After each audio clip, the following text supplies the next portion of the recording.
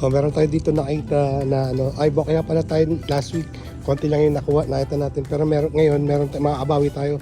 Pero ang taas, parang $5 na agad. So, plus tax, parang sa 300 pesos na to. So, ito, medium, 8 to 10. So, pang women's or kids. Women's or kids, meron 1. Kaso ito 2. Kaso lang ito may tama sa kilikili. Sayang itim mo. So yung pakaiwanan natin itong isang to. Ito pag-isipan natin, kukunin natin to. Pero malamang kunin natin to. Ito puti, kunin natin to. Ito, kunin din natin to. Ito ay Carhartt. Tapos ito, kukunin din natin to. Saka ito, kunin din natin yan. Saka itong mga to pang ano na lang. Colban ang brand. Pero kaya na natin sila kukunin dahil sila ay new with tags. So, ayan.